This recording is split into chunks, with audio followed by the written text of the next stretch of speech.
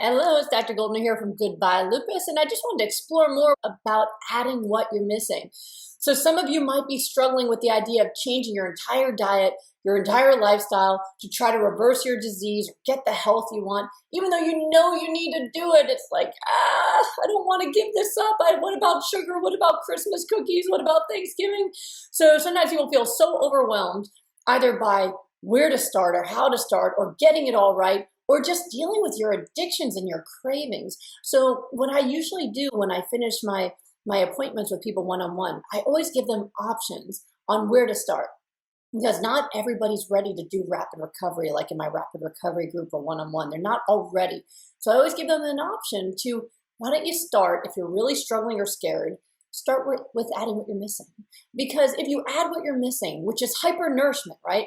Adding in your greens, your cruciferous vegetables, your flax and chia seeds or flaxseed oil, your water intake, when you start hyper-nourishing, then you can start getting your health better, even though you're not fully all in, right? So even if you're doing the Paul Abdul, remember the 2 steps forward, I take 2 steps back, right? So even if you're, drinking your smoothie and then eating a cookie, okay, you're causing damage with the cookie, but at least you have some ability to repair some of the damage, right? You're giving your body some ability to do some positive work. So that's a good thing. So one, you're at least getting some health benefit. Number two is you'll start doing something we call crowding out, where you're not forbidden to eat things that are off plan or off protocol, but you might not be hungry for them because you just had so much smoothie, you drank your water, so maybe you only eat 1 cookie instead of 5.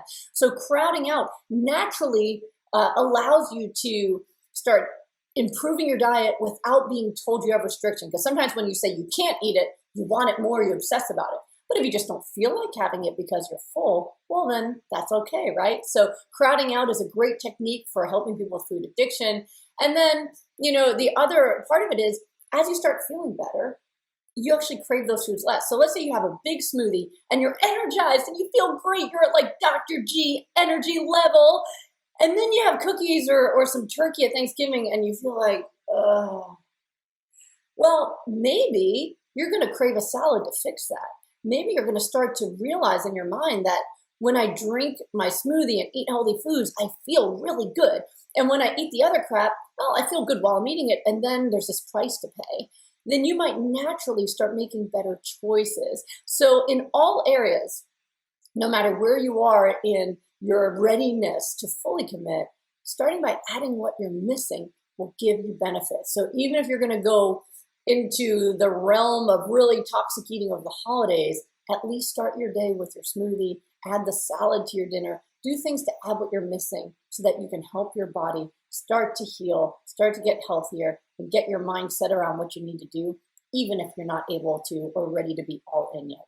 Now, of course, with people who have serious organ failure like kidney failure, I don't recommend you go slowly, but if that's where you need to start to ultimately get to your goal, then celebrate everything that you're doing right, even as you work to do it better. I hope that helps you. Hope you have a great holiday. Bye.